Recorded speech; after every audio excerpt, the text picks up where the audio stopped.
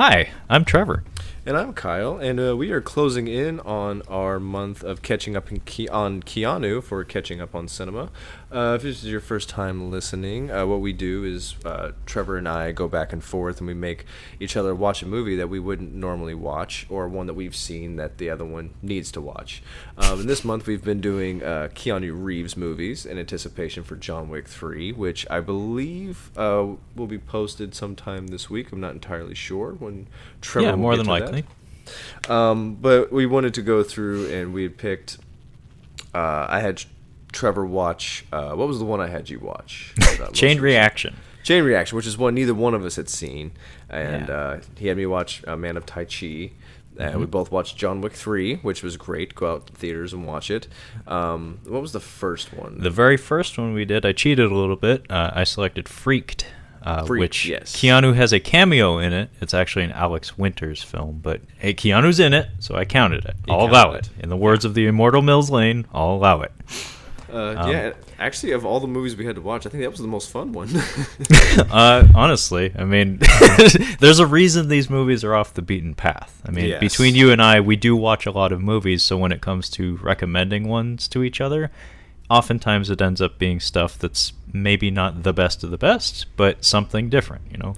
Yeah, this is from, so the movie is 47 Ronin. I caught this movie, I'd seen this before, Trevor hadn't, and I told him a few times, I'm like, I watched it, it wasn't that bad. I think I caught it in like HBO or Cinemax. It was just on like the TV one day, and I kind of sat through and watched it, and I was like, oh, there's some interesting scenes here and there. This probably isn't that bad of a movie, so I told Trevor to watch it. I don't think I was right. Well, it came out in 2013. It's been a little while. Same year as Chain Reaction. No, not Chain Reaction. Man of Tai Chi. Man of Tai Chi. Yeah, in fact, looking over the production notes, apparently this movie, 47 Ronin, was delayed a little bit because he was directing Man of Tai Chi around the time it was being released.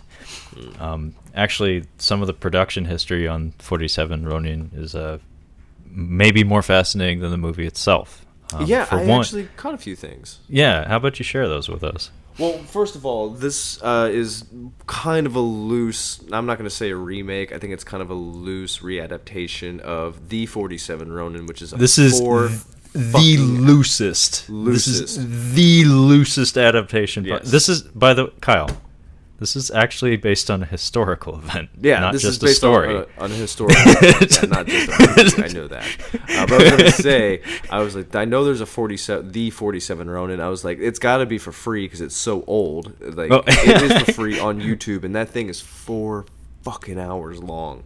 Well, yeah. I don't know if I'll get to it, buddy. No, I don't think I will either. I mean, there was also multiple TV series of it as well. It's widely regarded as like one of the most famous stories in all of Japanese storytelling. In fact, that's how this movie starts, is hyping up the historical aspect of it. This felt like the Ocean's 11 of Japanese casting. All of the biggest name Japanese actors are in this movie. There's a couple of really, really, really heavy hitters in this movie. Probably not known to most American moviegoers, but yeah, there are some big name Japanese actors in this. Why don't you give us the rundown of the actual Ronin story? And I only know the broad strokes. It's not something that was like told to me when I was a kid or anything, but you learn things through osmosis being Japanese. But it's essentially it's a story of the feudal era in Japanese history, wherein there was many warlords, shogun, and like lords who owned fiefdoms, and they employed warriors known as samurai. And part of being a samurai was like being a knight. It was a title. It gave you honor and land and a title. So these 47 Ronin become that because their lord gets in some sort of physical altercation with another lord who he's supposed to be hosting. It's apparently not really known exactly the nature of the conflict. Some people think that maybe it was justified. Some people think it was not. Like there was some shenanigans that happened. In any case, the presiding lord strips him of his title, and therefore all of his servants, all of his soldiers, and all the people under his domain lose their titles as well. So now these samurai lose their honor and their titles and become unemployed. They become Ronin. And so this was like at the height of honor culture in Japanese history, where it's like serving your lord is, if that's your station in life, that's your role. That's what you do. So they conspire to avenge their lord, and they do so in order to essentially regain their and his honor post-mortem. So those things happen in this movie, in a way, but that's the broad strokes of it. But yeah, I wanted to touch on the production stuff before we get into the actual movie, because this is maybe one of the only cases I know of where I know nothing about this director. His name is Carl Rinsch. I think it's a fake person. He doesn't have a Wikipedia page, and his IMDb has a handful of credits as a writer and second unit director, all for like short films, not for theatrical films. So this person is just a non-entity. I have no idea who they are and how they got this gig. Maybe they have photos of somebody that in a compromising situation. But this project was a huge gamble. Like right from the get-go, if I was a Hollywood exec and somebody presented this script to me, I'd be like, you go fuck yourself. Like, I'm not giving you $100 million to make this. And to give it to somebody who is a complete unknown without experience. How did this happen? Why did this happen? And apparently the studio was unhappy with him to the point that by the way, this was a distributed by Universal, produced by several other smaller places, but apparently the studio was so unhappy with him that they removed him from the project, and editing was performed by someone else in charge. So it effectively isn't his film at the end of the day. But yeah, you want to get to the movie? Yeah, I guess. I honestly don't want to spend too much time on this because it's a super boring movie, and it's not great. It's a lot of walking. Well, I mean, like right up front, it needs to be said that like from a production standpoint, it's not a lazy effort. No, like aesthetically, it is aesthetically pleasing, I guess, in the sense that you can tell effort was put forth. It looks like a movie. The costumes have a lot of love and effort put into them. They built sets. I read on the trivia that everyone had a customized costume keeping with his or her background. Yes, I don't know where that comes from. What's really interesting about this is that there's a massive contrast between like fantastical Japanese stories and actual Japanese culture. Yeah. Because like fantastical stuff tends to be very gaudy and very colorful, whereas actual Japanese aesthetics, especially clothing, tends to be pretty simple, minimalist for the most part. But the costuming of this is like everything's dialed up to 11. There's a lot of like gold shit and red shit and blue shit. Everything's shit, and everything's covered in ornaments. It's very gaudy. It's very loud. And the whole time I was keeping in the back of my mind like how, like the whole time I was watching this movie, I was like, how did this get made? Like, how did they get $100 million to make this? Oh, 175 million. Jesus fucking Christ. Didn't quite make it back either. No. And what came to mind though was that I was like, 300. Clash of the Titans. Immortals.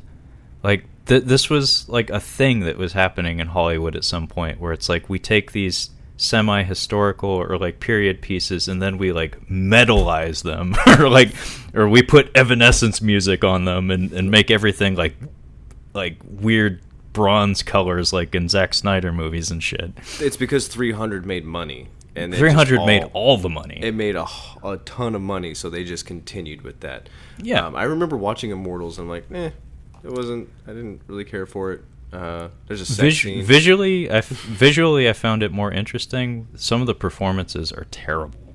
I did see that. I did see that second 300 movie in the theater. It's one of those movies. It's just watch it in the theater. That's the only reason to go. The only reason to see it. Naked Ava Green. Like, she's naked a lot. She gets banged in that movie. She French. She's okay with that. I was on a date with my girlfriend, who's my girlfriend now. But I was shit! Like, oh shit! What's going on here? I didn't know that was gonna happen.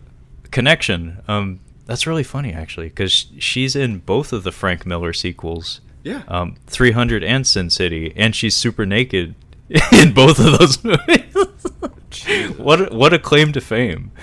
She's super strong. She's and on that super naked. I want to watch that Penny Dreadful show. It's only got like 3 seasons, but I know she's a main character on there. But I just haven't gotten around to it. Maybe around this Halloween time. Yeah. So I'll just give you the plot real quick. Keanu Reeves is half white, half Japanese, and he gets taken in by this lord. And the Lord likes him. Nobody else likes him, and I don't think that has no one, nobody. Except his daughter. And I don't think is that even a part of the original story. Was there a no? So they added God, that. No. So not only is he not wanted in this story, but in any story, he's not wanted.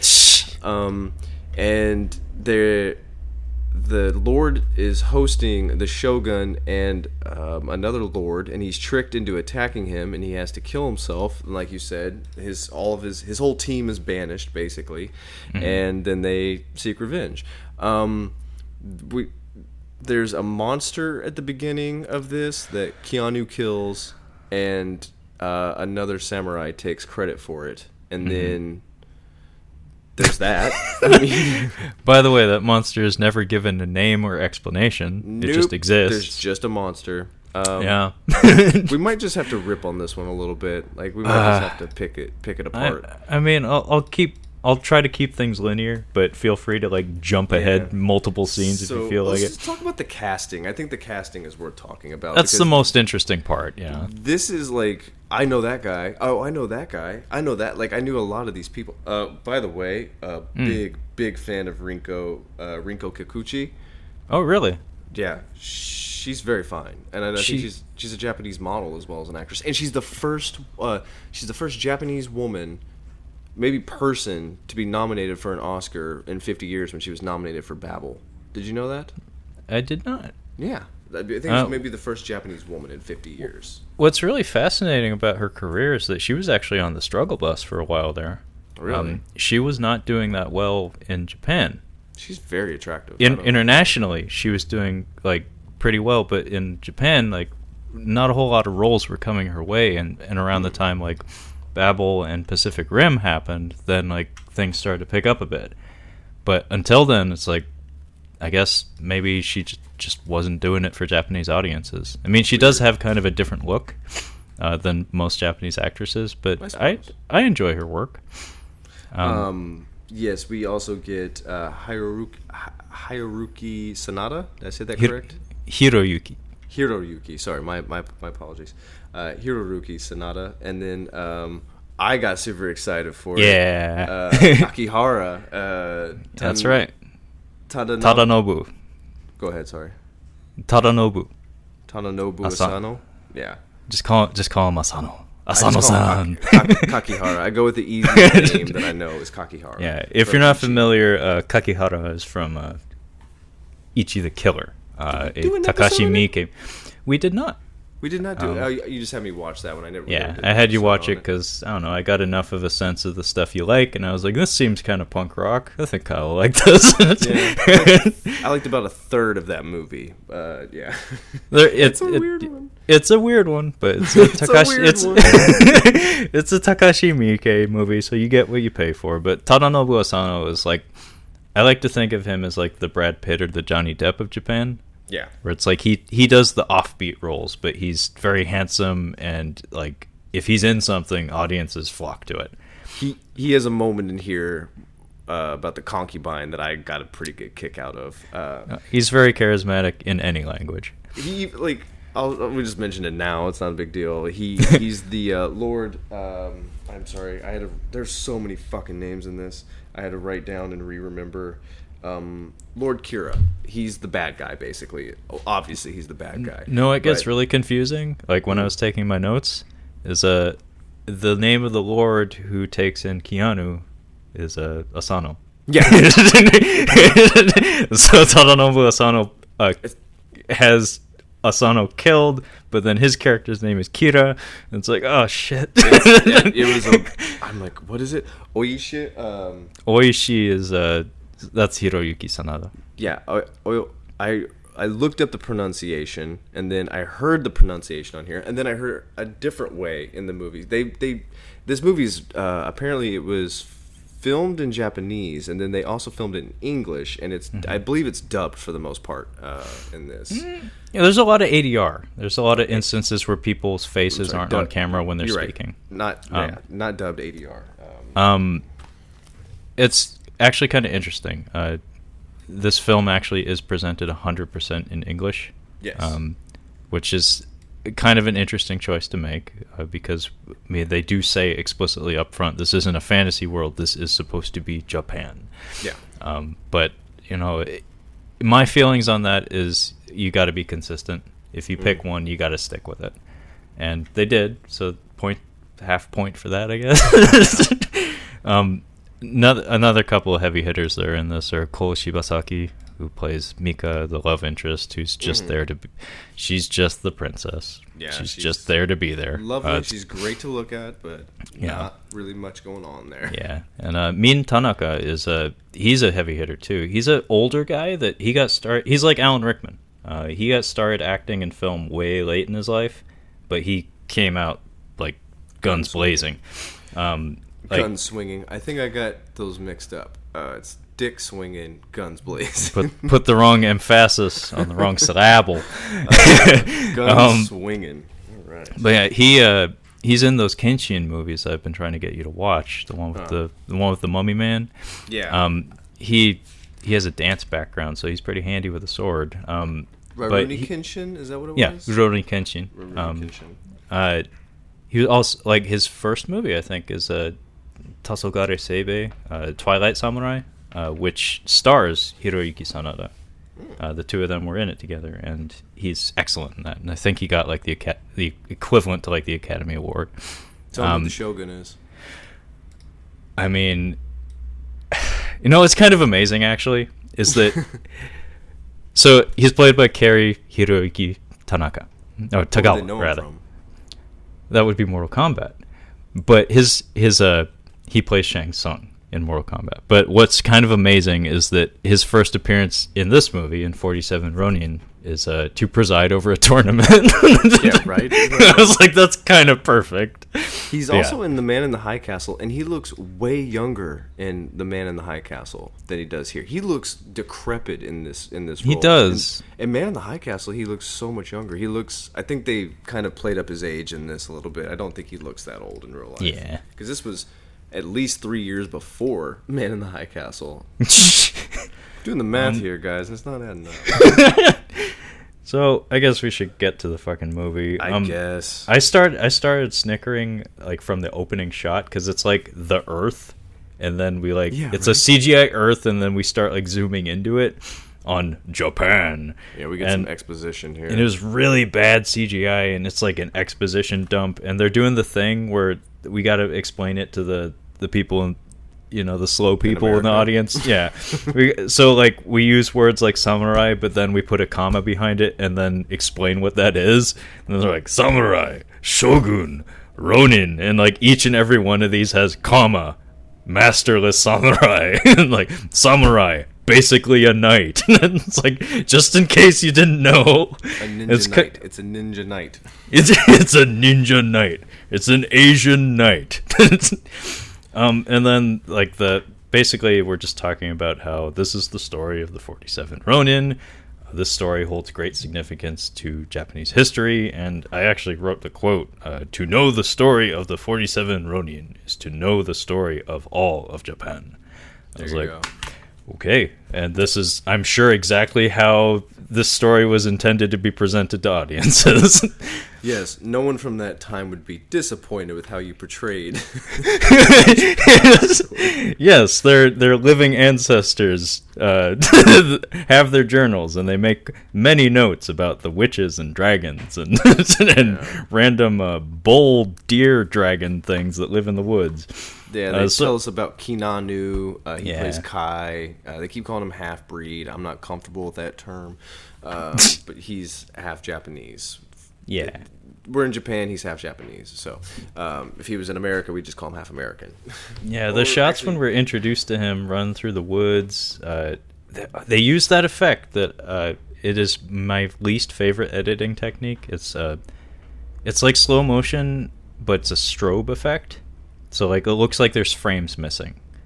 And it looks so goddamn cheap.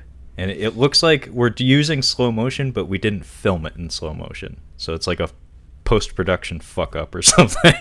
But you see it in movies of all budget ranges, and it always pisses me off. Maybe the most egregious example I can think of is the Peter Jackson King Kong. When they first get to the island and all the natives are attacking them, they do this like a strobe effect. It's maddening. But yeah, the narration tells us that Keanu came from like the Tengu forest and was supposedly trained by the Tengu. I know what a Tengu is. I don't know if the idiots in the audience do, but yeah, wasn't terribly enthused when I saw how they were represented visually in this film. Bird people. They have bird faces. That's the best thing. We'll get to it. So I think this is where we meet Lord Asano and his daughter Mika, who has the hots for the Hapa kid. Because we're gorgeous. Back to the Future opening. Like dad hits the kid with the car. Oh, those kids jumped in front of my car. The daughter's just like all up in his shit. She's like, "This is Karu been crying." That's what his underwear says. Karu been crying. So yeah, this Hapa kid looks kind of like a Jonas brother or something, but I think he legitimately is half Asian. But anyway, the Lord's daughter, Mika, she has the hots for him. There's like a budding romance, but like you said, no one in this film likes him. So he is living a Rodney Dangerfield Rodney Dangerfield life. I get no respect. Nobody likes him. He gets no respecto. He gets no respect. So yeah, I think we jump ahead. Now Kai is an adult, and he is working for Lord Asano, and they're on like a hunting party of some sort. I'm gonna describe this thing that they're hunting. Please, real quick. Please. Real quick, as they're getting ready to hunt, Keanu looks at a white fox with two different colored eyes. Put a pin in that. They are chasing after a freak wildebeest deer wolf with a whip tail and 6 eyes. Did I hit the nail on the head there for you? Did I get it? Yeah. Yeah. I could not have said it better. Good job. Yeah. It kind of reminded me, I know you haven't watched it yet, but The Ritual is on Netflix with my favorite British character actor. I can't think of his name. But there's the creature at the end is some kind of Norse, Scandinavian kind of creature, and it had the weird antlers like this thing had. So I think they might have borrowed a little bit from that folklore. I don't know if this creature exists in Japanese folklore. Not to my knowledge. I mean, I could be ignorant to it, but I have no fucking clue what this was. I think they borrowed something from some Scandinavian folklore. Yeah, so let me ask you, Kyle, have you seen Princess Mononoke? Trevor, an anime. It's an anime film. The extent of my Japanese films are what you've recommended, and I still have Kagemusha on my shelf. I haven't gotten around to it.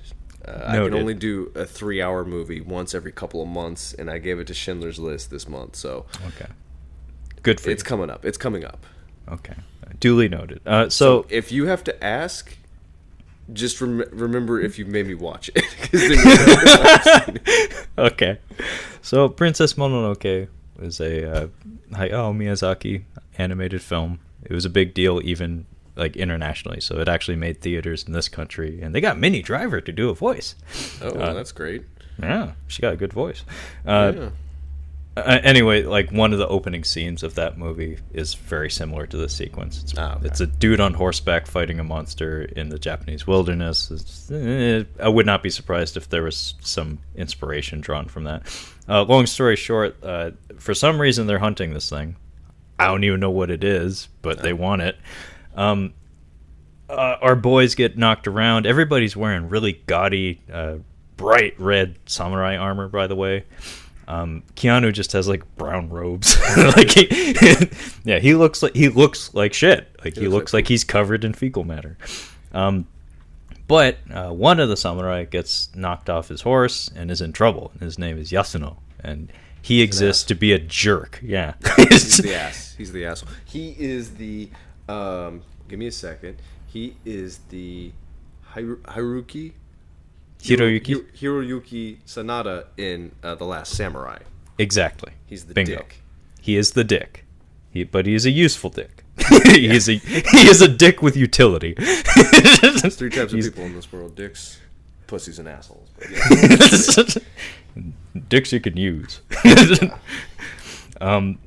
So Keanu borrows his katana, more like jacks it from him, and jumps in harm's way and takes out this beast with one stroke. He just not even a stroke. He just holds up the sword. Yeah, I thought he was gonna split it like a goddamn dead tauntaun, but he just I think Brendan Fraser Scorpion Kings him. He just like stabs him and is like leaning, like his weight is on the thing. The deadfall. Yeah. He deadfalled him. He's legit like.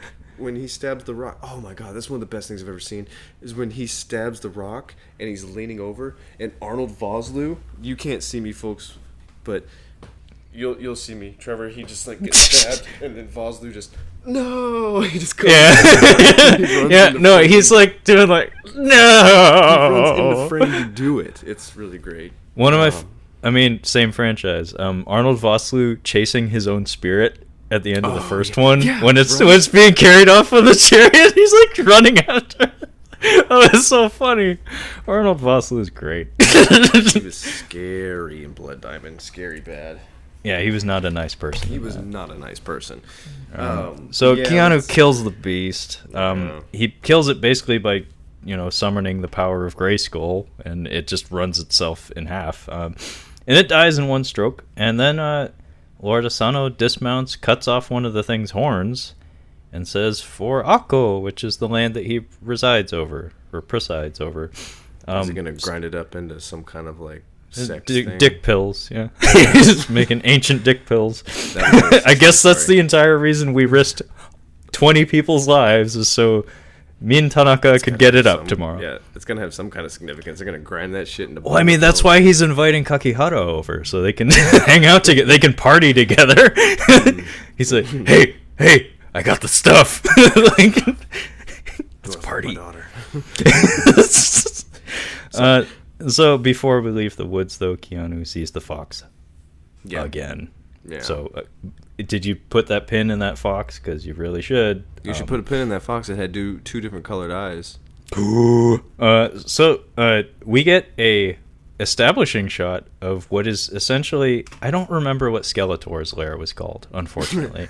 Castle Grayskull. Castle Grayskull was the good guys. That was the good guys. Okay. So, but I'm gonna call it that. It's okay. I'm trying to reference Skeletor's castle, but essentially it's an establishing shot that it's like the Super Friends when Lex Luthor's lair rises out of the swamp, or Castle Grayskull, and it's this castle in the mountains that looks, man, if you take a bad step here, you're in for a bad time. Like it's like just sheer cliffs on either side. If you pizza when you're supposed to, or if you French fry when you're supposed to pizza, you're gonna have a bad time. Yeah, I get what you're saying. It's not safe.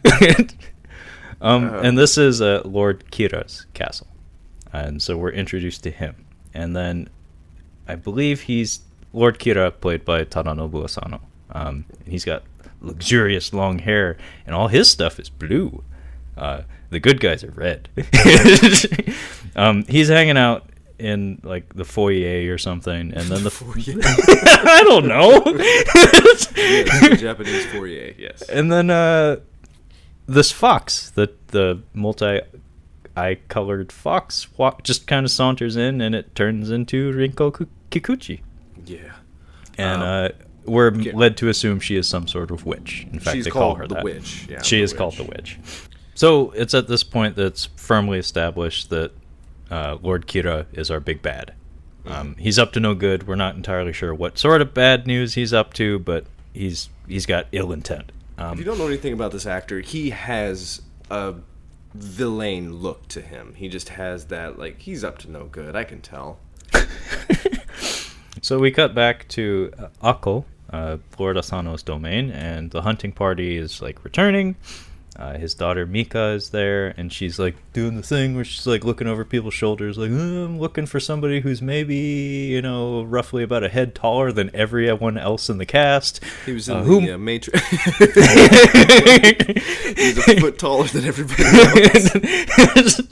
You'd think it'd be nicer to him and treat him like a god, like considering how much taller he is. And yeah, he's a big dude. He's Respect. like 6'1", 230. Like he can do some shit, guys. But yeah, we get a cute moment here where Min Tanaka, Lord Asano, he doesn't really say anything. He's just kind of standing next to his daughter and watching her like look throughout the crowd, like obviously looking for someone in particular. And he's like, "Who are you looking for?" And he shoots her an eyebrow, and it's like, oh, that's a cute moment. And then we get to see Hiroyuki Sanada, Oishi, go home, and of course he is a fucking pimp.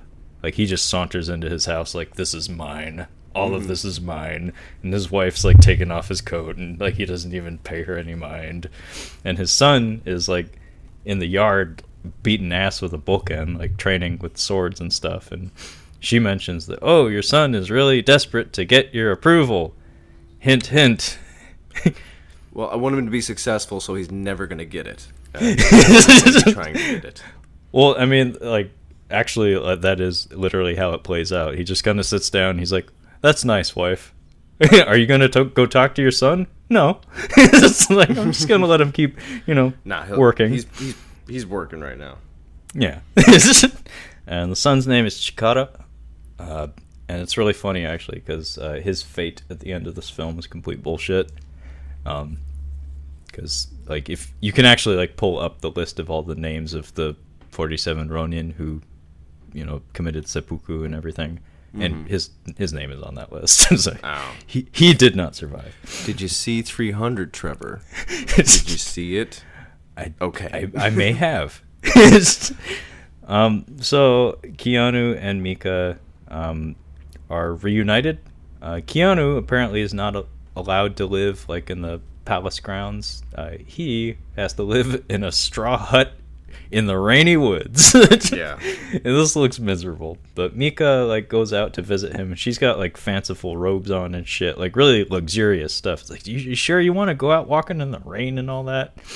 And she walks in on him in his straw hut. He looks so miserable. Like, I think he was actually like legitimately cold and uncomfortable here. He just did not look like a happy man. And also we get like weird.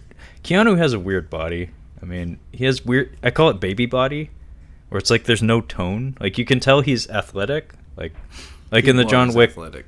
No, like in the John Wick films and stuff, you can tell he's like flexible and agile, but not like Bulgingly muscular or anything. Like he moves. He's bendy. he's Gumby. He's not that tasty peach Keanu Reeves he was in Point Break, where he's just like, oh yeah, that's some good looking Keanu. Yeah, but like even in the first John Wick movie, there's that shower scene he has early on. I kind of remember that. He's just like perfect. He's really pale and smooth. I lost it. God damn it. I lost my train of thought. There was another movie where I was going to ask about because I hadn't seen it. I mean, he's got his shirt popped off in the Matrix movie. Yeah, and he has the weird baby body there too. But wasn't he fat in The Watcher? Like he had like a little bit of a waddle.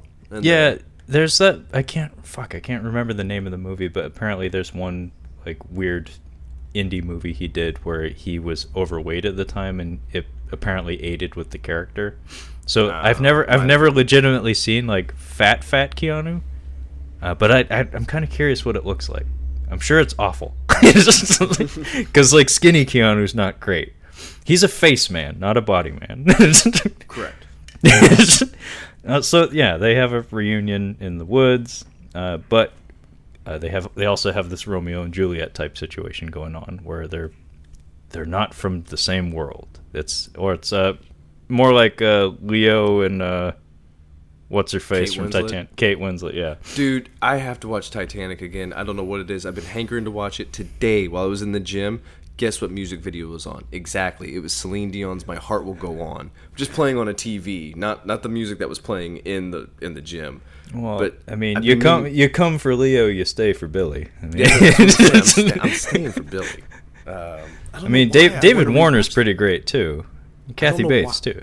I don't know why I want to rewatch it. I think I'm just in the mood for a costume. Like, maybe I think it's just the outfits. I want to see the outfits again. There's something about... It's a great movie. The suits... There's something about the suits from that time. I'm like, God damn it, they look great. I love the suits from that time. You could take every shot that Billy Zane is in that movie and just frame it around his eyebrows, and I'd be satisfied. Like, I wouldn't need any more visual information. Like, just watching his eyebrows bounce up and down would be enough entertainment for me. You're saying, like, you take the same movie and you keep it exactly as it is, but re-edit it so that every time Billy Zane's on screen, you don't even see him talking. You can hear him talking, but it's just his eyebrows. Mm-hmm. Okay. I can't believe they put him in the Phantom and they put the mask over his eyebrows. How dare you? I was like, what the fuck kind of costume design is that? Oh gosh, we have to. I might have to make you watch that because Treat Williams is the villain in that, and he's having fun. Dude, you say no more. I'm watching it. That's all I needed. Treat Williams is the villain. All you need to say was Treat Williams is in it. We'll have to get to it. But long story short, we could talk for 2 hours about anything but this movie. Yeah, notice how there's a lot of detours happening here. Yeah, there's a lot.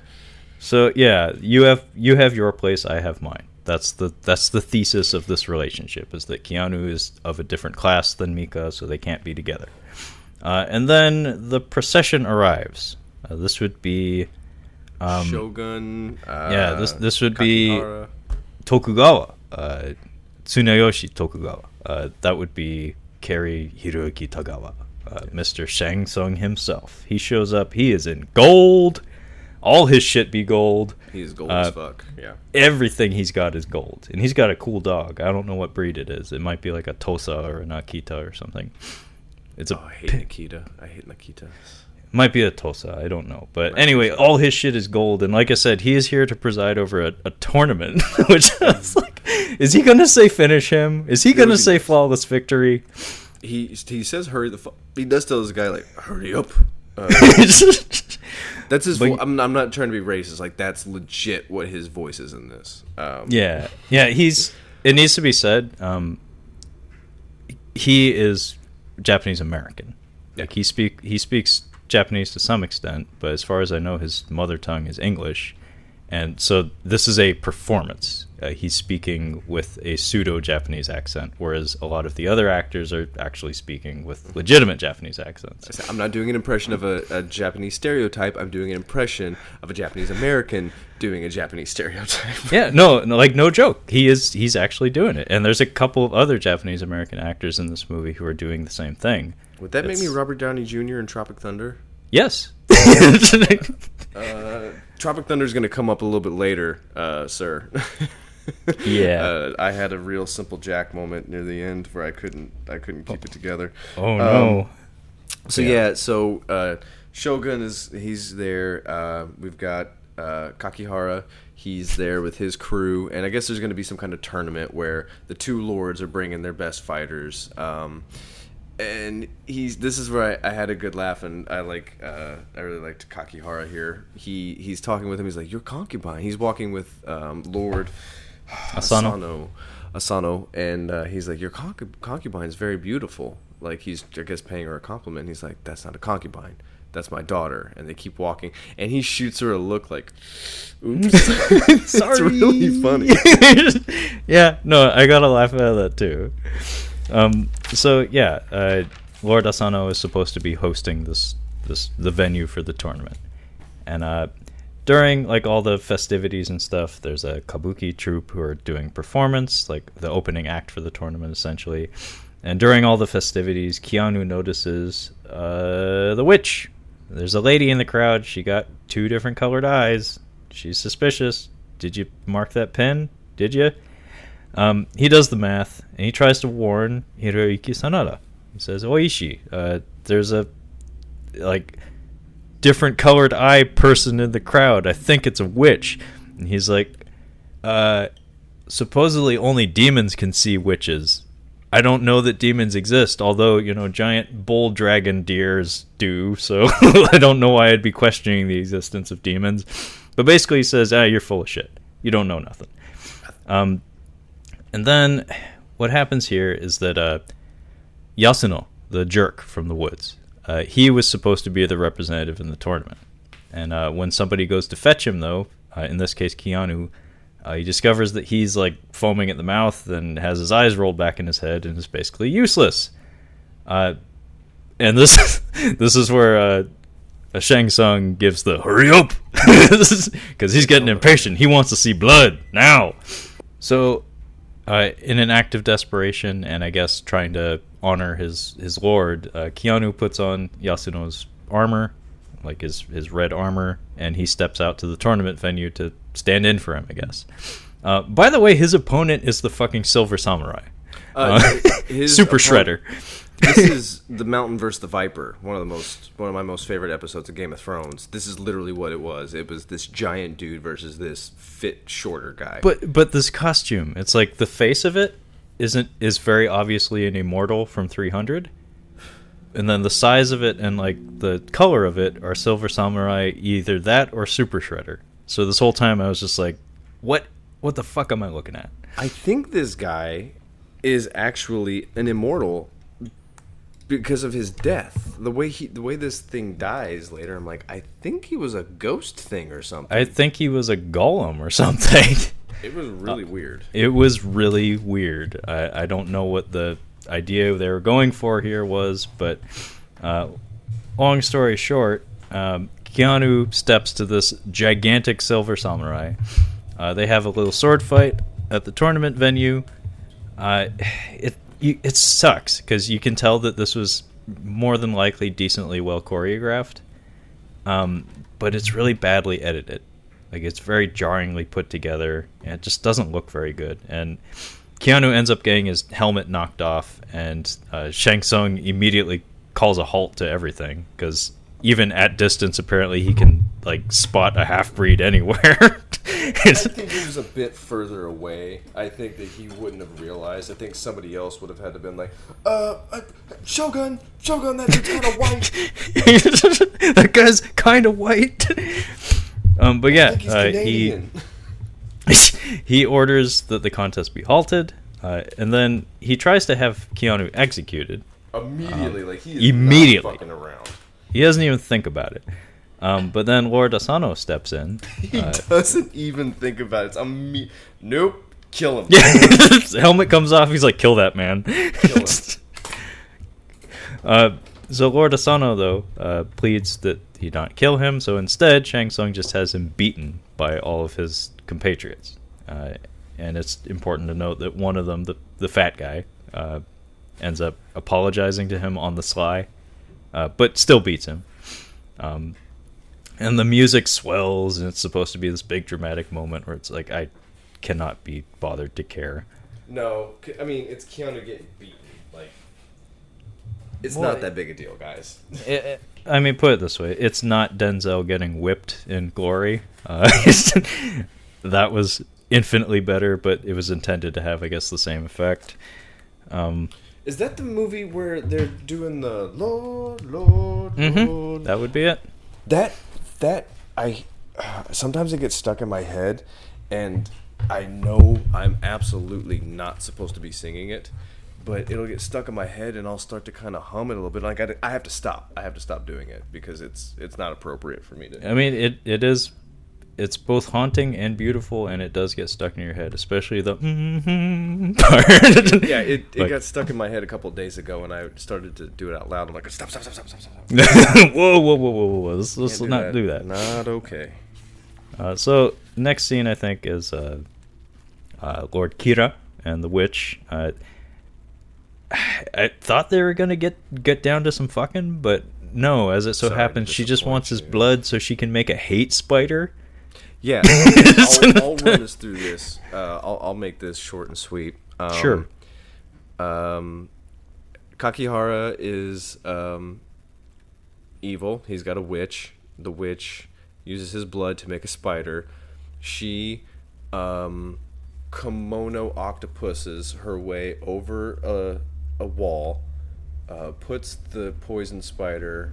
It poops on this dude's mouth. Spider comes back. She kimono octopuses off the wall, and this lord who's hosting them, Lord Asano. I said that. He begins to have a vision. What's his vision? He hears his daughter Mika like calling for his help, and then he runs into the next bedroom, brandishing a katana, and he takes a swipe because he thinks that like his daughter's being assaulted or something. And it turns out, no, Lord Kira was just sleeping, and he took a swing at him and cut him across the back. Big no-no. Huge no-no. Yeah, especially when, you know, the Lord of all the lands is, like, in the room next door. Like, that's Shang fucking Tsung. He doesn't put up with your bullshit. So, yeah, by the way, in the old days, you could do this a lot easier with just, like, a wire and some poison. You remember the opening of Grosse Point Blank? Oh, no, I don't. I love that movie, but no. Well, anyway, there's a much cleaner way that even John Cusack couldn't pull it off. So, yes. I know what you're talking about. It needs to be said, the kimono octopusing, as you call it, actually does look pretty cool. It does. It's a pretty decent effect. I think that's what made me pay attention to this movie was instances where she was on screen and a couple of the battle scene was kind of fun. I think this movie kind of borrowed a few things from a few other movies. We'll get to the Pirates of the Caribbean part. I know you haven't seen a minute of those movies, but no, I've seen the first 4. Just the 5th one I haven't. What have you not? There's some franchise. Oh, Harry Potter. I'm sorry. Yeah, Harry Potter, I haven't seen any of those. So Lord Asano taking a swing at Lord Kira results in him being demanded to commit seppuku. And they explain it to us what that means. It's ritual suicide. So he asks, Lord Asano asks Oishi, Hiroyuki Sanada, to be his second, which is the person who watches over you when you're doing it and checks to see if you're doing it wrong. Because if you do it wrong, they got to take your head. And he does. It's funny because I think he was doing it right, and he was like shooting Oishi a look, and then he took it to mean I'm in pain, so he took his head anyway. So it's like, oh man, he was doing just fine, and then he just took a swing anyway. But I guess it's better to be safe than sorry. Yeah, so Lord Asano, the one person in the entire world except for Mika who actually likes Keanu, is now dead. It's framed in the movie as like an entirely bullshit thing. So he killed himself for no reason. So all of his retainers, all the titular 47 Ronin who are not yet Ronin, they want to rebel. They're like talking amongst themselves. They're like, we got to do something. We got to kill that. We got to kill Kakihara.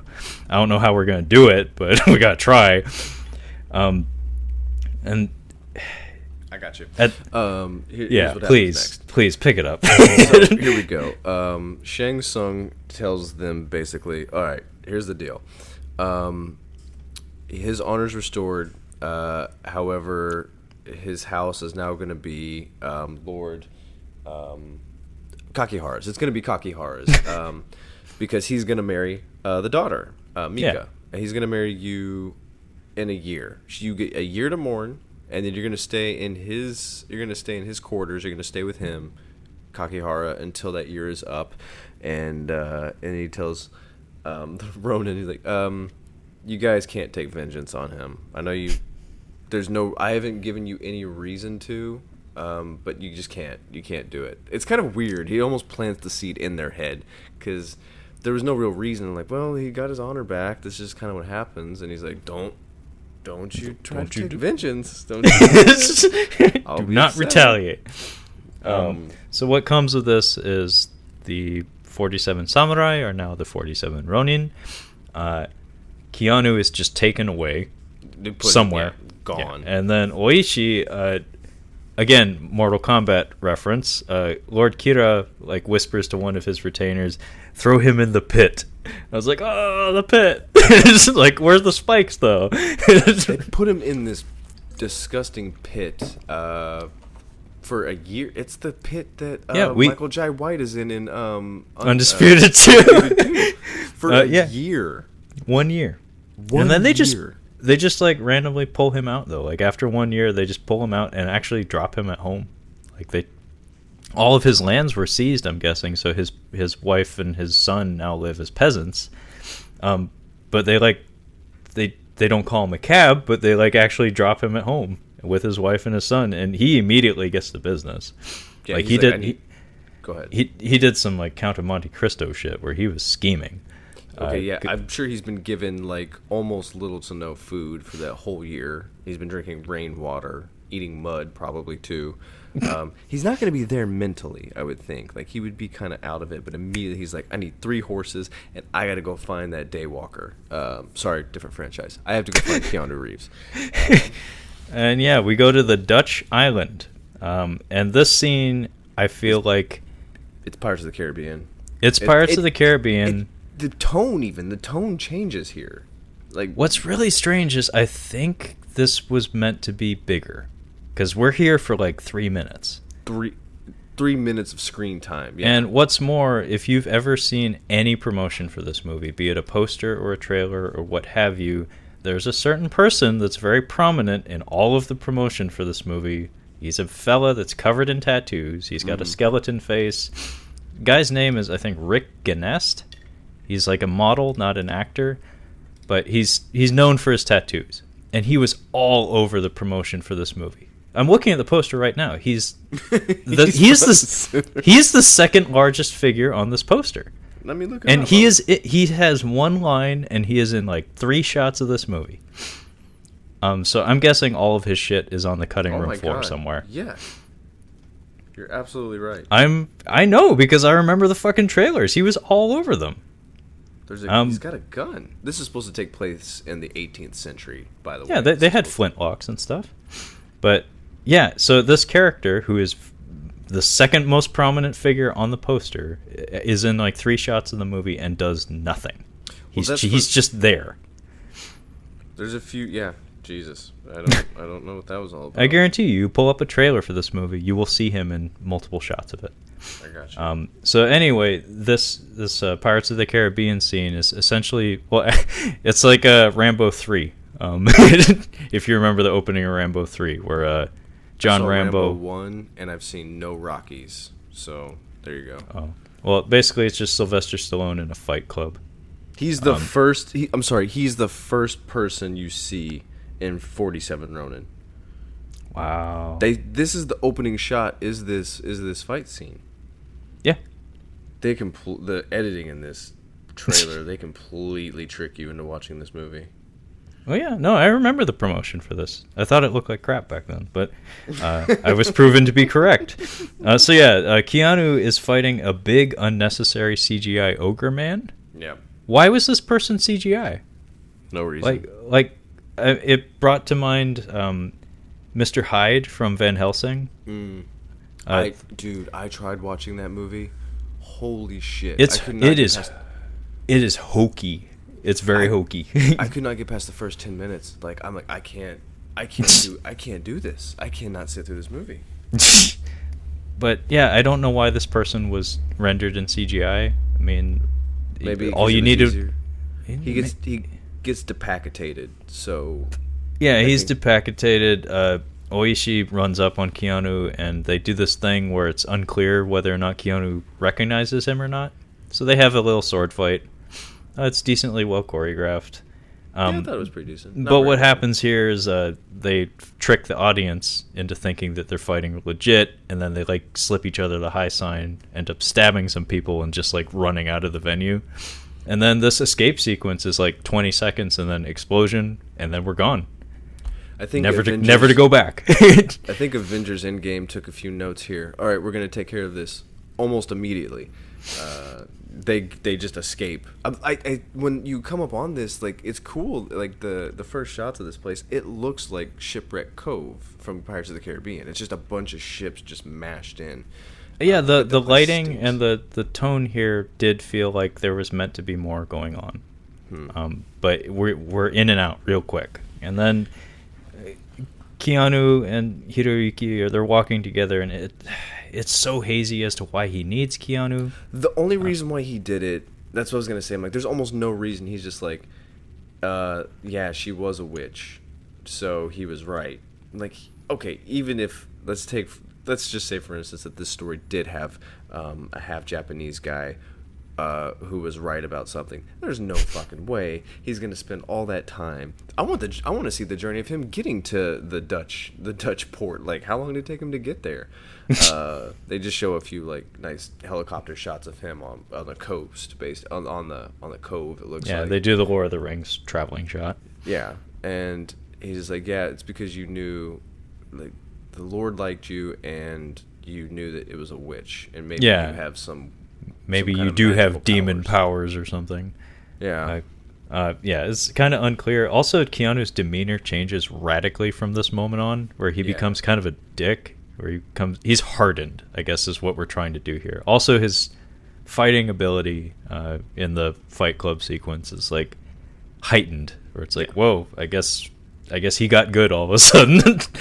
Anyway, we cut back to Castle Grayskull for a minute, just for a scene that reminded me of Gladiator, or you remember when Commodus is training in the wilderness, and we see him from a distance. It's basically that scene. It's just to tip off the audience that, whenever Tadanobu Asano is asked to fight somebody, we know that he can handle himself to some degree.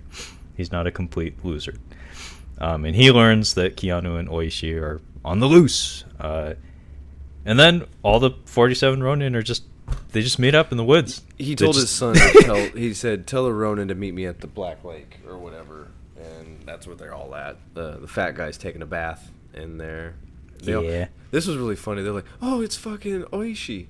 And they all like run over and get their feet in the water. You and I have talked about this on The Edge, like where Anthony Hopkins just has kind of got his feet in the water. I'm like, no. You keep your feet dry. These dipshit, I don't like it in movies when they're like, just run in the water a little bit. This is the Warring States period. We did not have dry cleaning. But yeah, they all get together, and we very quickly form a plan to gather intel on where Kira is going to be and when, and we need weapons. It's decided that we need fucking weapons. So the initial plan is to go to Uetsu, which is some sort of town where apparently they make the best swords ever.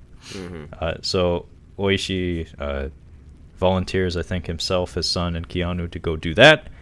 Meanwhile, he has another guy run off to infiltrate Kira's camp to like figure out where he's going to be when. That guy gets fucked immediately. He goes to like a brothel. And he's pretending he's kind of boozy and like asking questions about like, oh, like, where's Lord Kira gonna be tonight? And it's funny because the man who he asks about that is Clyde Kusatsu, who is a Japanese American actor, also doing the fake Japanese thing. He is a very prolific actor. You've definitely seen him in a bunch of stuff. Men in Black 3, I believe, is what I've seen him in most recently. He's a very stout guy, usually has a shaved head, but it was just really fun seeing him. I was like, oh, hey, he's working. But yeah, I think when we're still in the camp, Yasuno says he's a dick still to Keanu. He points out, like, oh, he's not a samurai. He can't help us. And Hiroyuki Sanada, he's like, none of us are samurai anymore, you dumbass. That wasn't good enough for me. If I was in that crowd, I'm like, what the fuck does that have to do with anything? Okay, I'm sorry. He wasn't a samurai. Is that better? We're gonna play the grammar game here, bitch. Yeah, he wasn't a samurai. So we get a scene here at Uetsu that's It's just a patrol runs up on them. Lord Kira apparently conquered that town and seized all the weapons and stuff, so it's useless. It's a dead end. Just a brief fight where Keanu cleans up, gets to show that he's a super badass now, which leads to us deciding we need to go to the Tengu Forest, because Keanu basically confirms everything that was speculated at the beginning of the movie. It's like, yes, I did come from the Tengu Forest. Yes, I was trained by them. It's like, yes, I have interacted with demons before. And I think this is where we get to the bamboo forest.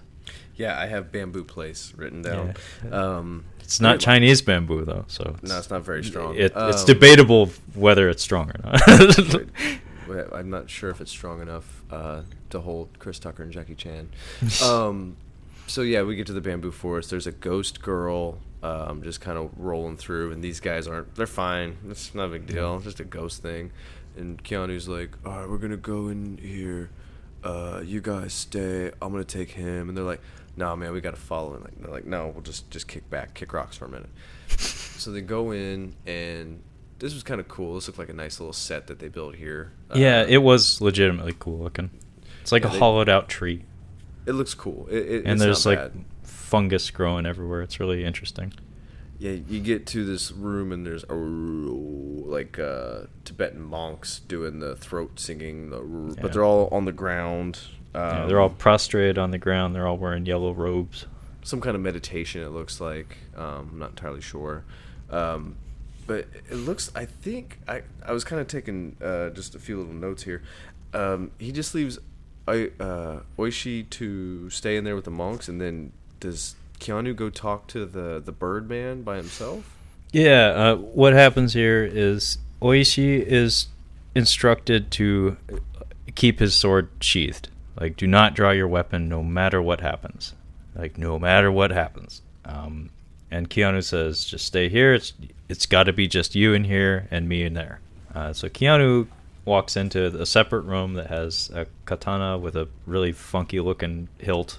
And it's just standing up straight with the blade point into the ground. There's a pillar of light on it. And then, the Birdman shows up, and he's a monk. He's wearing the yellow robe. I don't know who plays him. I tried to look it up. His voice, I looked it up. Go ahead. I'll tell you. And it's funny, you describe him as a Birdman, but it's like, it's something else. Like it's Togo Igawa. Oh, shit. He's an English Japanese actor. He's done a lot of stuff. A lot of voice acting. That's all I know him for, actually. He's in one of my favorite episodes of Archer. He's Kentaro Sato. He is a guy who's on an island. He was a Japanese soldier, and he'd been there since World War II, thinking that the Americans and the Japanese were still at war. So he's Archer. Oh shit! No, I'm actually familiar with him. Surprised, but the appearance of these monks, it's like they have a human nose, but they have nostrils like between their eyes and their nose. So they have like 4 nostrils and big like owl eyes. Pretty fucking confusing if you ask me. But. It's like, no joke. I don't know what the fuck I'm looking at. No. And this is so stupid. Okay, so this was confusing. So it appears as though his men come in and start attacking these monks. And there's this voice saying, unsheath your sword. You need to pull out your sword and help them. And this was all like a hallucination, I believe. Okay. It was. Okay. So while that's going on, Keanu and the Birdman are talking. And it's a lot of just, you left, I left, but I've come back. You left and come back. Do you want the sword? I want the sword. Why do you need the sword? Because these guys are good, but they're bad. No, these guys are good. And he's like, well, you can take the sword if you're quicker than me. And I'm like, okay, so we're going to get some martial arts here. I don't remember this scene, but we're going to get some martial arts. What happens? Not really. So the monks, they start doing the horror movie thing where everything's standing still, but the head is like vibrating insanely fast. You see it in horror movies every once in a while. It's creepy looking. Or like Nine Inch Nails music videos, yeah. Yeah, actually, very much so. They House on Haunted Hill, the 90s one. Yeah. So they all start spazzing out, and they do the kimono octopusing thing. Yeah. And they're too fast. Oishi's men come in, and the whole time he's like holding on to his katana, and he's like planning to pull it out, and that voiceover keeps going.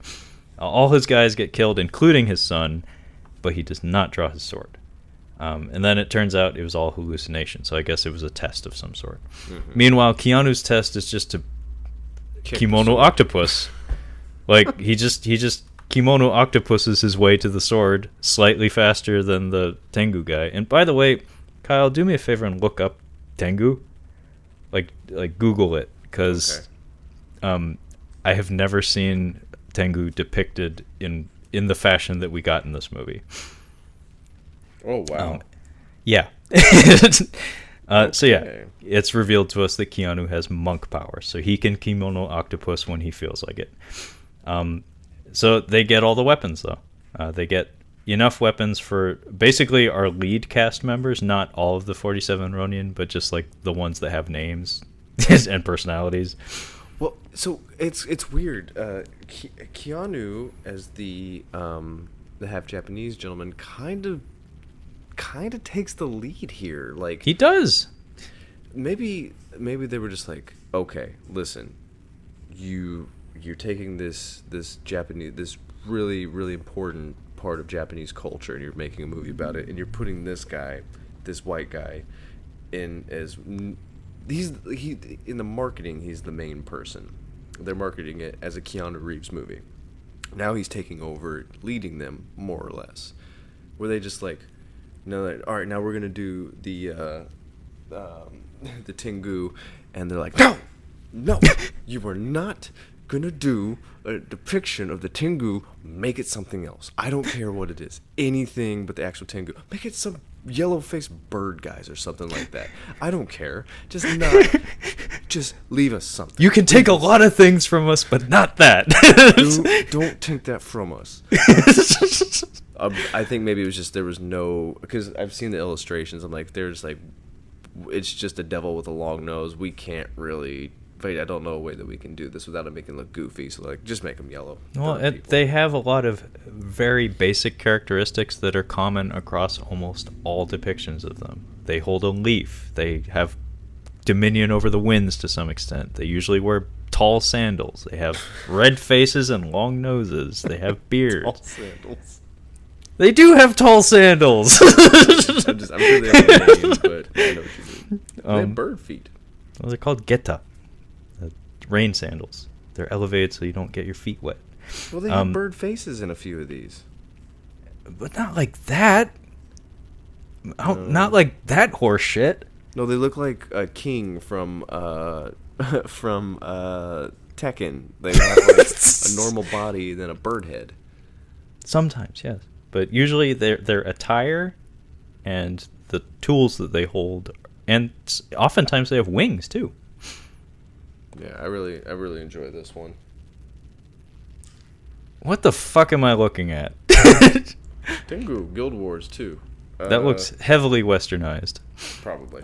Yeah. Anyway, so keep on trucking. Like I said, the guy at the brothel, he got fucked because he ran across the witch, and it can be assumed she gave him faulty intel, and she certainly did, because it can be assumed. So yeah, they actually head out to like assault Kira because they discover that he has an encampment somewhere, and this scene was actually like very brief but pretty cool looking. Cause, yeah, he's gonna go pray to his ancestor's shrine. Yeah, they roll up on what they assume is Kira, and it turns out to be the witch, and she just like very like casually looks over her shoulder, and it's like an oh shit moment, and then she puts her hand out and fire. I was writing down it's a trap, and then somebody says in the movie it's a trap. It's a trap. But yeah, she holds out her hand. The fella that she had given the faulty intel, he goes up in flames, and the entire camp bursts into flames. And it's actually pretty striking from a visual standpoint because these flames are tall, and it's very chaotic. A lot of people get shot with arrows. The fat guy gets shot with like all the arrows, And this one fella, I was calling him Pimp Stash because he's got like the 1800s style mustache. Hazama. He was holding Oishi's katana for him. So amid all the chaos, he gets separated, and Silver Samurai shows up and kills him, and then flames go up, and then we like edit away, like just scene ends basically, and then we get an exchange between the witch and Kira, and it's assumed that because they found the sword, Oishi was one of the people killed during all the chaos. So that's important to note, I guess. Then we get the scene where Fatty expires. It's kind of cute because he confesses that he used to throw rocks at Keanu when they were kids. I was like, what an asshole. But then it makes a little bit more sense as to why he would be the one to apologize to Keanu when he's told to beat him, because he has a guilty conscience. And then we meet Geri Watanabe. Do you know who that is? Yeah, the performer, the leader of the performers. Yeah. Like I was like, holy shit. What is it, Kuni? Is that his name? I mean, he was fun in Gremlins 2 as the Japanese tourist with the camera that saves the day. And then was it 16 Candles? Was that the one with Long Duck Dong? Oh, yeah. That's Long Duck Dong. That's yeah. Long Duck Dong. Geri Watanabe. Yeah. So yeah, our heroes are all despondent and they're not sure what to do, but as fate would have it, the same kabuki troupe from earlier in the movie that was at the tournament, they're walking by. So they intercept them, and it's Geri Watanabe, who is the leader of the kabuki troupe. He's doing a phony-ass Japanese accent. And it's basically assumed that we're going to masquerade as the kabuki troupe to sneak into Kira's, into Castle Grayskull, essentially. Another important development is that Yasuno finally acknowledges Keanu and apologizes for taking credit for killing the monster. And he gives Keanu a wakizashi that belonged to the fat guy. He's like, samurai have 2 swords. Like, oh, I'm a samurai now. I'm a samurai now, just like Tom Cruise. I guess he wasn't the last samurai. Oh, beautiful. Nice. Yes. Yeah. So yeah, we get the contract signing where basically it's again the music swells. We're supposed to feel something here. Basically, we get to see everybody in the group sign a piece of paper in kanji and then put like a blood print on the piece of paper. Yeah. Blood thumb. They blood thumb the paper to validate it. I don't know what character Keanu writes for his name. It might be some form of kai, but he writes a single character in kanji. I'm not sure what it is. Calligraphy's hard. And then Hiroyuki Sanada says, "Now we are the title of the movie." He says He says we are 47. But yeah, so their plan is to kind of Trojan horse their way in there. They're gonna walk right through the front gate without anybody even realizing it. Yeah. Yeah, they get in there. They're getting everything set up for the. I guess the wedding is going to be happening soon, and the Kabuki Theater is the entertainment for the night before. I don't know how Japanese weddings go. I don't either. I've never had the experience of being one. But been to a Japanese wedding in the 18th century. Never been. No, okay. Sorry. Yeah. So basically, it's Robin Hood, Prince of Thieves. There's a wedding thing that's about to happen, and they're scaling the wall, which was kind of cool. I was like, oh shit, they're kind of scaling the wall. They got their little cloaks on, and they very quietly like kill all these guards without anybody noticing. I mean, it's like super quiet. Yeah. Slitting throats, really quiet bow and arrow.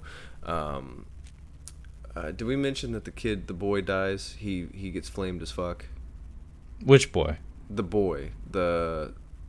Oh, fuck. The son. Doesn't the son die? No. No. He hasn't died yet? No. I thought he died I thought he died at the field. Sorry. No, I don't think so. Chikara? Hiroyuki Sanada's son? Yeah. No, he survives the entire film. Well, who the fuck died? Who burned alive? The guy that went to the brothel. I was thinking that was him for some reason. Sorry. No, it was not. Needs to be said, the kabuki performance is kind of cute. Like, not the actual performance, but like the way that they dress the stage and the way they have like this reflective fans with black powder charges to like do pyrotechnics and stuff. It's kind of cool. It's very stagey, as it should be. And yeah, the guys are scaling the cliffs. I really like the beat where they sneak up behind some guys who are like on an they have like some sort of overwatch position, and they very quickly take out these guards and then put their helmets on and stand in their in their place. And it happens so quickly that it's like, oh, nobody noticed. But everything goes to shit though, because Oishi is like the lead performer on the stage, like front and center, while Kira and Mika are sitting watching the performance. And he has a real sword out, and he's about to take a swing at Kira. However, his son fails to take out an archer in time, and the one archer shoots at Oishi, clips him in the shoulder. Everything goes to shit, and all hell breaks loose. Yeah, and it turns into a fight instead of a covert fight. I don't know. There's some decent moments in here, like from just a pure action standpoint, just choreography and like violence and stuff. It's not a very violent film, unfortunately. No, that's one thing that's missing from samurai movies is the arterial spray. It's like, I'm a big fan of that. Kill Bill did it right.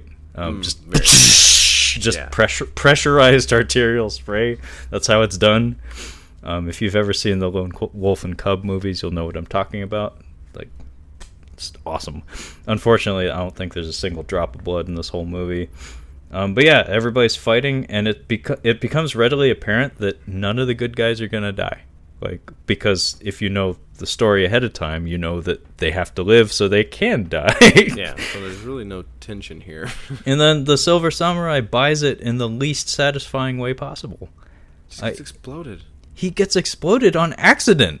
Yeah. And he was like a ghost thing. It was weird. Or like he's hollow. Like, there's nothing in his armor. It just blows apart. And it's I think he was just a spell. I think maybe, I don't know. But yeah, he's like stomping towards our heroes, and they're all like backing up. They're like, I don't know how we're gonna beat this. And then we just get a stray shot of someone rolling an explosive into like a black powder storage house, and then it just blows up, and it just so happens he was standing next to it. Yeah, it wasn't purposeful. It just happened.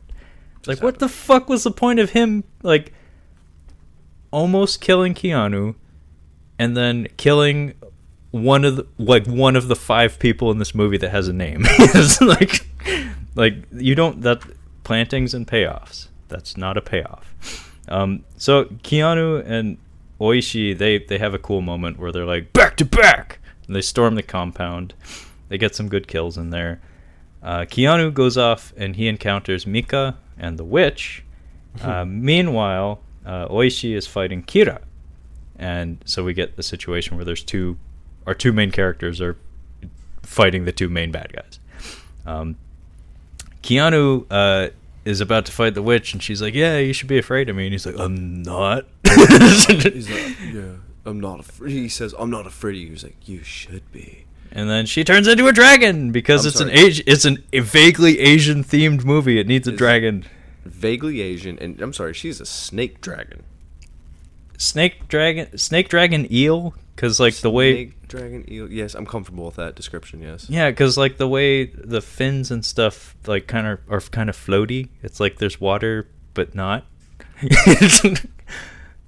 She kind of can fly, but not really. Anyway, she turns into a dragon, and Keanu has a fight with a CGI dragon, and it's not terribly thrilling. Meanwhile, Oishi is kicking the shit out of Kira. And like my note here says, he pushes him through all the walls, because there's a scene where he picks him up on one of his shoulders and runs him through like a half dozen walls. What does that do? If the wall is just gonna, that's something that bothers me in movies, is when we use like someone gets thrown through the wall and they're like, oh, that wasn't a big deal. I'm like, no. If you were thrown with enough force to go through a wall, you're unconscious. I'm sorry, but it's done a lot in movies. It's usually played for a gag, even. But Well, I mean, it's not terribly impactful, but just the image of seeing a man get put through multiple walls, it was just like, oh shit. But yeah, Keanu kills the dragon with his monk speed. He kimono octopuses her. For some reason, he just decides not to do that until it's needed. Until, like, Mika is in danger. So until then, he's just kind of, like, flipping a sword in front of the dragon's face, and it's a nothing little fight. Meanwhile, Oishi is fighting Kira, and he ends up stabbing him, I think, with the same tanto that Lord Asano used to kill himself. Mm-hmm. And then he ends up beheading him. Funny detail here is that in the actual history, they captured Kira and like surrounded him and demanded that he do seppuku also.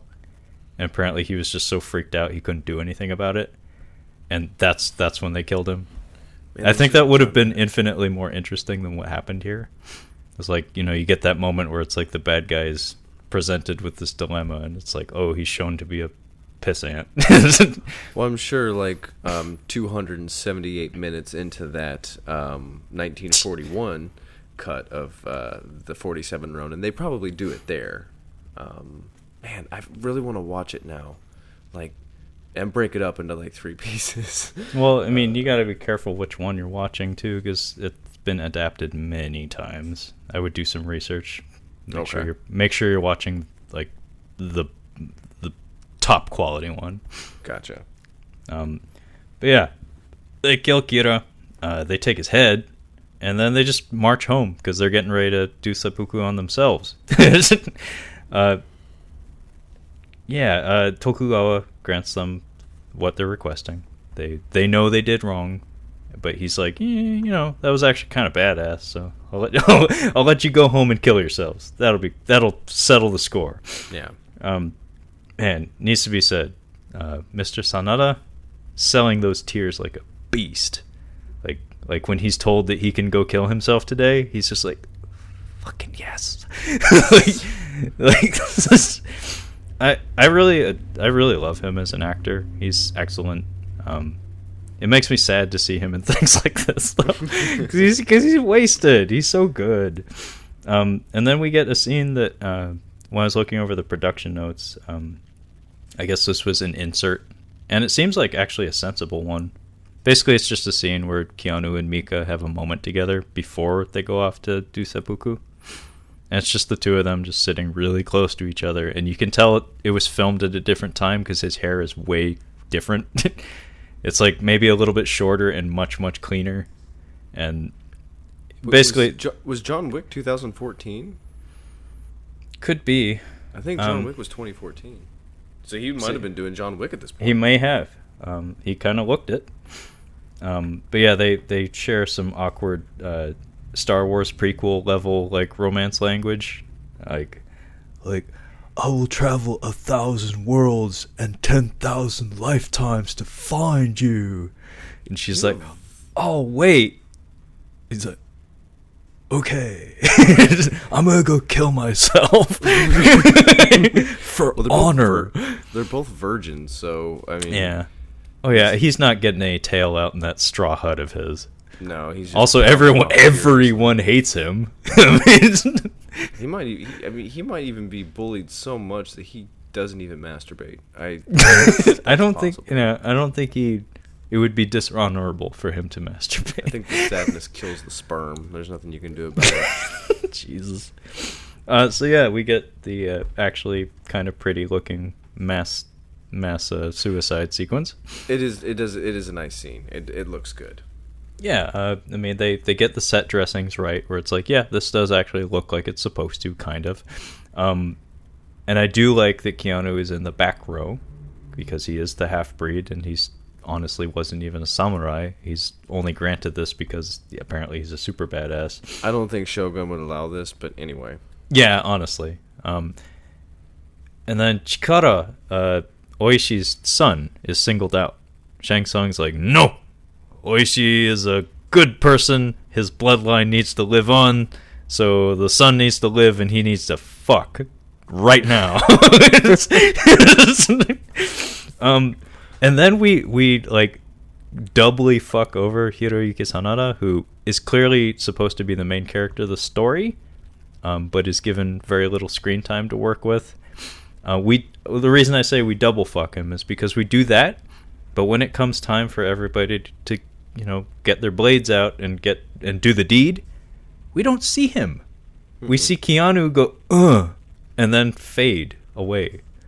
Like, so you mean the guy who this means the most to out of everyone in this group, we don't even see his reaction? He's one of Japan's best actors. Him doing seppuku, he could sell the shit out of that. Do you think that this was edited by probably Americans? This was re-edited and like, okay, listen, I got this. We've already got the Japanese people. They're already going to come. This is going to be a big one. They're all going to be in this movie because it's 47 Ronin. It's huge. It's culturally significant. They're going to be here. We've got to make this Keanu's movie so we can sell this to American audiences. Because it's the only way this makes sense, because there's no reason you would do that if this was... I'll tell you, like, I'm guessing somebody had some say in how this went down. Because, yes, 100% that was probably the majority mindset, but there was probably like one dissonant voice in there that was like, actually, and I'm guessing the like director's cut ending of this was, so the last shot of this movie is Mika standing on a bridge, like looking off into the fanciful distance. Keanu Force Ghost. Like, if we had Keanu Force Ghost, that would be like the super duper director's cut vision. Hey. Hey.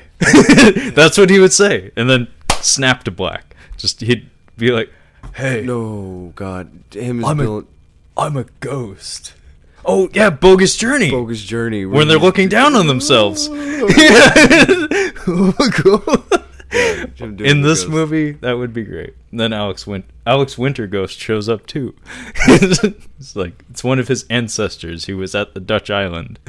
It'd be funny if they make a cut where you see him die in this movie, then it cuts to him and Alex Winter falling down the pit just screaming. No, we fade to black and then fade up, and he's hanging out with William Sadler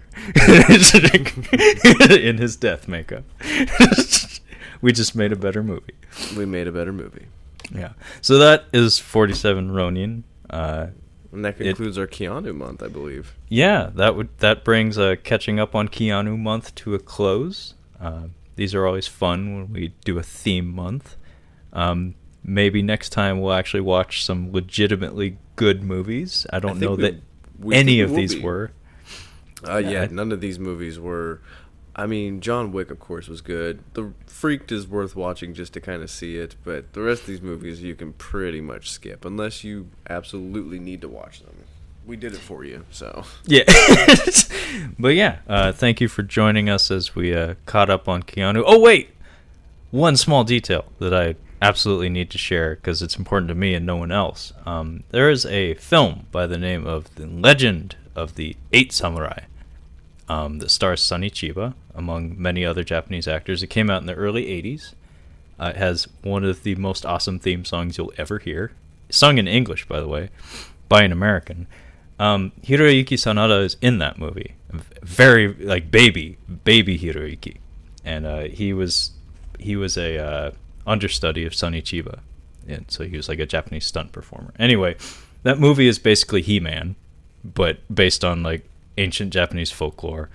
And in a lot of ways, this movie, 47 Ronin, felt a lot like that one. So it was kind of funny seeing him come back to a role like that after spending like a decade or two doing nothing but like Japanese Academy Award caliber stuff. And it's like, hey, I need to get some more shit on my resume. Anyway, that was nagging at me because that movie's like burned into my memory. It's not good. It's really not. It's hokey as all shit. It really is very similar to Masters of the Universe, the Dolph Lundgren and Frank Langella He-Man movie. Never saw it. I might make you watch it because I know you like Frank. I do like Frank. Everybody likes me. I'm a very affable man. My voice doesn't get any louder than this, though. Even when I'm upset, I never talk much louder than this. I always really am talking like I'm trying to sleep with your wife, but not really. It's like, maybe because I already have. I already did that. It's Don't not worry. really exciting to me anymore. You'll be compensated generously. Anyway, I think we're out of gas here, but thank you again for joining us as we caught up on Keanu. Yep. Join us again next time as we catch up on something else altogether. Yeah. Until next time.